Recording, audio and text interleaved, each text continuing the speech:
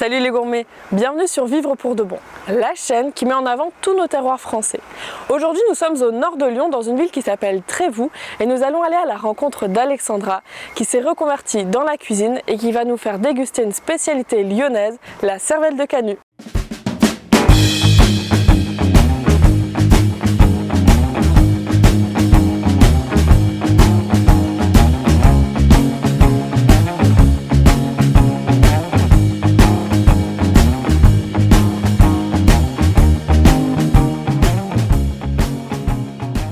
Alexandra, du coup, tu vas nous montrer une spécialité lyonnaise qui est donc la cervelle de canut avec des pommes de terre et un saucisson cuit. Donc, la cervelle des canuts, c'est une spécialité fromagère.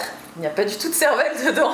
Oui, parce que souvent on se dit oula, c'est quoi ce truc Et non, c'est un mélange en fait de fromage blanc faisselle avec de la crème épaisse.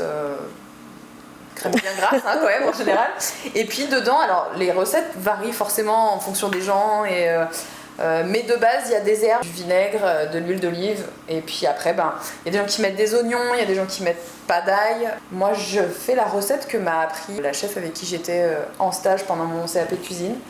Donc on utilise des échalotes, de l'ail que je vais presser pour pas qu'il y ait de morceaux désagréables, parce que ça reste pas du tout cuit.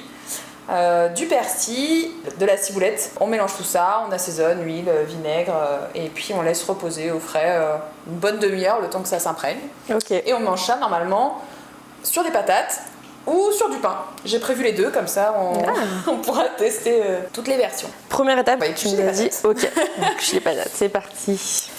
Donc normalement, on fait cuire les pommes de terre à la vapeur et le saucisson à côté. Nous, ce qu'on va faire, c'est qu'on va tout faire cuire ensemble.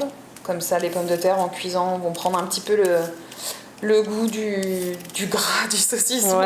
C'est top ça. Qui va relâcher un petit peu en cuisant.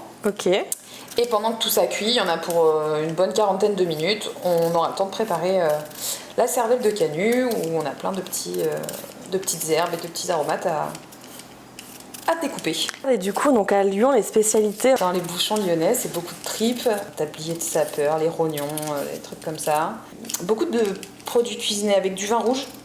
C'est vrai. Les meurette, exactement. Puis les quenelles. La quenelle lyonnaise nature, au brochet. Je sais qu'il y en a qui se font un peu à la volaille aussi, mais c'est un petit peu moins commun dans le coin. Donc on a épluché nos petites pommes de terre. On a notre magnifique saucisson. Acheter ce matin. Trop bon. Donc on le va mettre dans l'eau, on va couper les patates. On va les couper pas trop petites parce qu'il faut pas que ça fasse de la purée, donc on va les mettre comme ça en quartier, ça me semble bien. On va pas saler l'eau. Avec la saucisse, est assez salé déjà de base. Par contre, on va mettre un petit peu de vin blanc. On peut mettre des clous de girofle aussi, mais moi j'aime pas trop parce que je trouve que c'est très fort.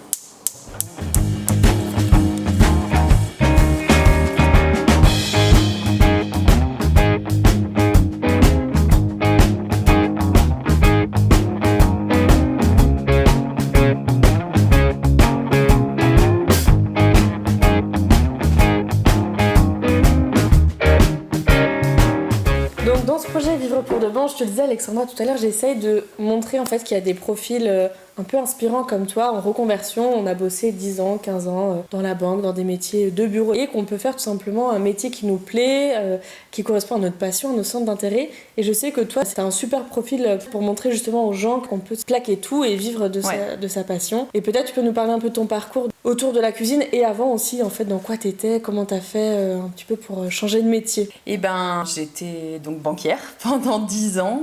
Je vivais pas trop mal mon métier, je détestais pas, mais c'est vrai que c'était pas un métier de passion.